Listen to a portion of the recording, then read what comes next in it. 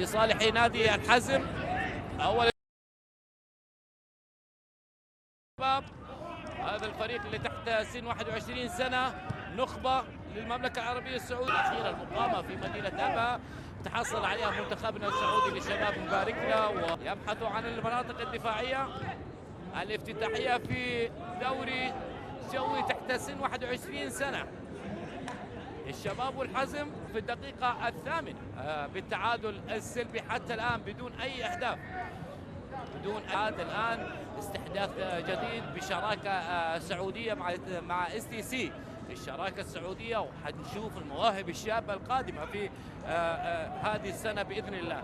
2009 لاعبين مواليد 2009 متواجدين تحت سن 21 سنة. الأداء أفضل وأفضل. هنا الكرة الشبابية أقرب إلى نادي الشباب، ما زال الشباب حتى الآن يبحث عن الانطلاقة اليسارية، وأقرب بعد ذلك إلى ركلة لاعبي نادي الحزم. عادت إلى حسان يؤدي أداء رائع. غدا عندنا الخليج الأخدود الفتح. أما في دوري تحت سن 21 سنة نادي الفيصل، المدرب علي عبير الآن يتواجد مع نادي الأخدود. مع الناديين، نادي الحزم. يلا يا حزم، الدوري جوي، بداية مباراة و35 دقيقة، وآخر مباراة في نادي. عندنا 24 نادي، وعندنا 6 أندية من دوري يلو. خليك جاهز، يعني هذا الموسم جميع اللاعبين يشاركون.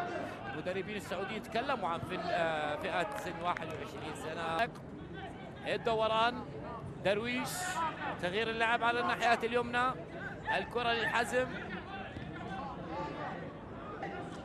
4 دقائق رمية جانبية. إذا كان في دوري روشن انتهى 1-0. حتى الآن التعادل كان رائع في هذا المكان الرائع. ضاحية لا يقع هنا الملعب، هذا الملعب ستجد جماهير. الدقيقة الأخيرة حسان يغطي كرته، ما زالت تحت الأقدام. فهد هزازي وضعت من أمامه، استردها. رمية جانبية في هدف. يستمر سعودي برتغالي حديث، هذا هو اللاعب سلطان خميس سابقا. كرة تلعب إلى منتصف الملعب. سعود عنده كرة، سعود ينتظر حلول حليان. أسماء للمنتخب السعودي، إن شاء الله يعود منتخبنا السعودي. الآن هو مشارك في كأس العالم للناشئين وكأس العالم للشباب.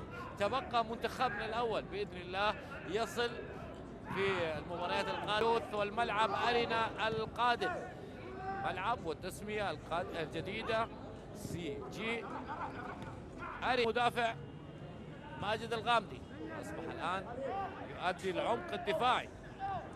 كرة في المنتصف، اللمسة والثانية، البحث عن الحلول، هدف راح يفتح اللعب. كرة في المنتصف الدفاعية، بعد ذلك وصلت إلى خالد. تغطية الشبابية إلى عماد قيسي.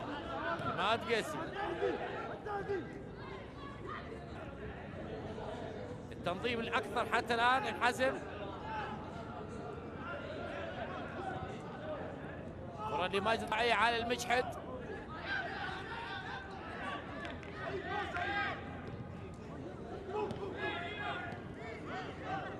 دوري الدرجة الأولى بطلوا 80 دقيقة رائع، قدم 80 دقيقة شفناه في الشوط الأول، والآن يستكمل ما تبقى من الدقائق. اللاعب اللي الآن بدأ البديل اليسارية. هنا كرة لنادي الحزم، زيد عبد الرحمن، العودة إلى الخلف.